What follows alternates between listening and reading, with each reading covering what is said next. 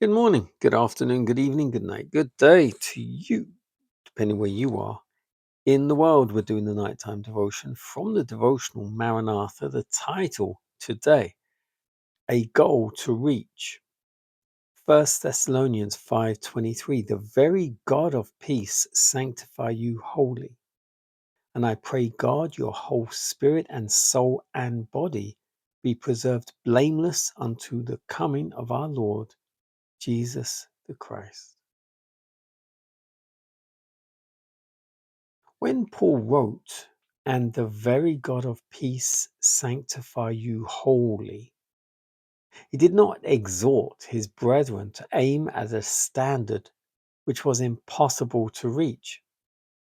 He did not pray that they might have blessings which it was not the will of God to give. He knew that all who would be fitted to meet Christ in peace must possess a pure and holy character. If Christians practiced what they profess to believe, if they were sincere health reformers, they would indeed be a spectacle to the world, to angels and to men. And they would show a far greater zeal for the salvation of those who are ignorant of the truth. Greater reforms should be seen among the people who claim to be looking for the soon appearing of the Christ. Health reform is to do among our people a work which has not yet been done. There are those who ought to be awake to the danger of meat eating, who are still eating the flesh of animals, thus endangering the physical, mental, and spiritual health. Many who are now only half converted on the question of meat eating will go from God's people to walk no more with them. The controlling power of appetite will prove the ruin of thousands when, if they had conquered on this point, they would have had moral power to gain the victory over every other temptation of Satan. But those who are slaves to appetite will fail in perfecting Christian character. The continual transgression of man for 6,000 years has brought sickness, pain, and death as its fruit. And as we near the close of time, Satan's temptation to indulge appetite will be more powerful and more difficult to overcome. Again and again, I've been shown that God is trying to lead us back, step by step, to his original design, that man should subsist upon the natural products of the earth. Among those who are waiting for the coming of the Lord, meat eating will eventually be done away.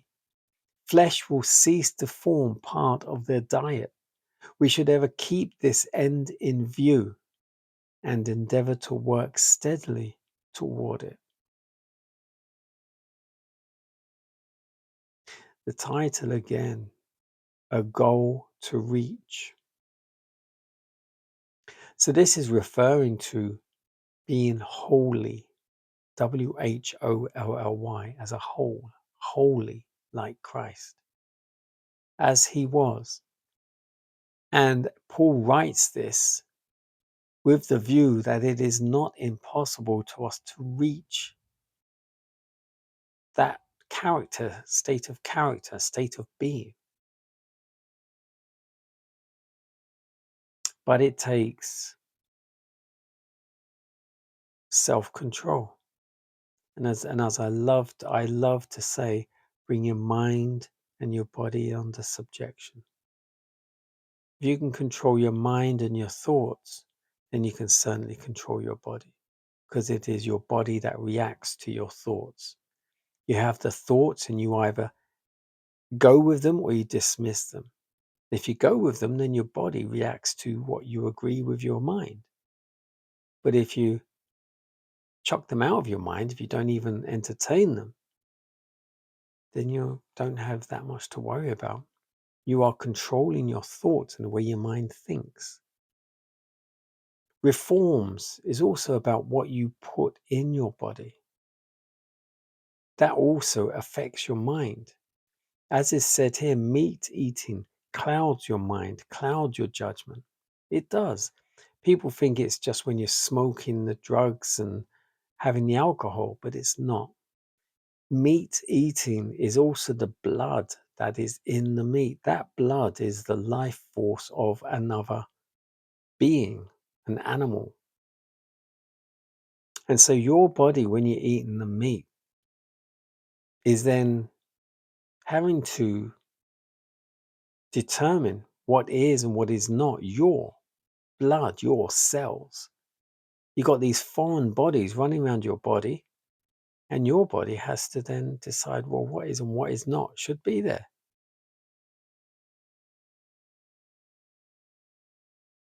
I remember a brother years and years ago doing a program in the afternoon, a workshop on meat eating and how it clouds the mind.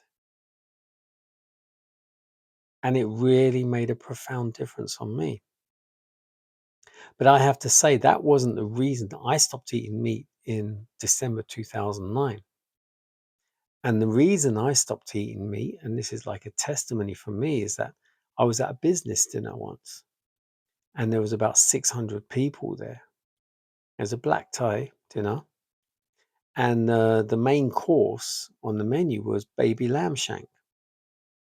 Now, that was my favorite meat, lamb shank, which is like the legs of the lamb. And they served my food up. And I remember looking at it. And I looked at it and it suddenly dawned on me. This is the leg of a lamb. And then I looked up and looked all around the room.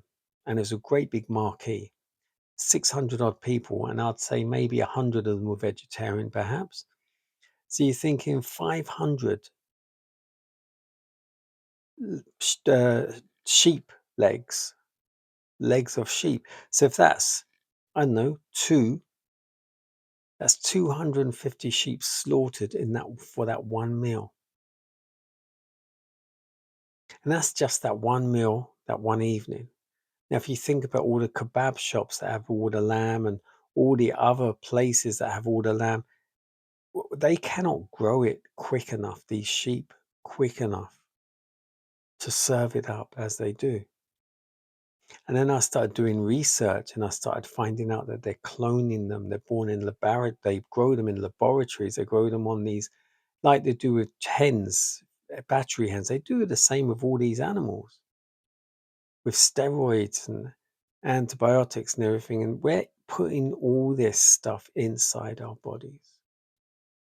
And from that time, I gave up eating meat.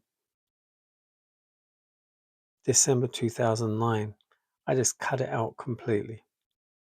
Now, I wouldn't suggest you do it like that because you're so used to eating meat, you need to wean yourself off it. Because if you just, I went cold turkey and not turkey, but cold is a phrase. And it affected me in a negative way. And I would say I wasn't ill, but I wasn't in a good way for a while because my body was craving the meat. But if you want to start cutting out the meat from your diet, start cutting it down gradually and give yourself a timeline of how you want to do it. And you can. And I haven't really looked back. Even when I see people eating meat, I don't crave it at all. Yeah, I like the corn burgers or the bean burgers or sometimes the fake meat, so to speak, corn. And yeah, I like that, but I don't find it replaces meat per se, as if to say, I wish it was meat, but this is my alternative. I just do it because I like the burger and I like whatever it is. But I've never looked back. Just like when I gave up alcohol and various other things, I've never looked back. So pray about it. Pray and fast about it. And God will bless you and guide you and keep you. Never share your face shine upon you.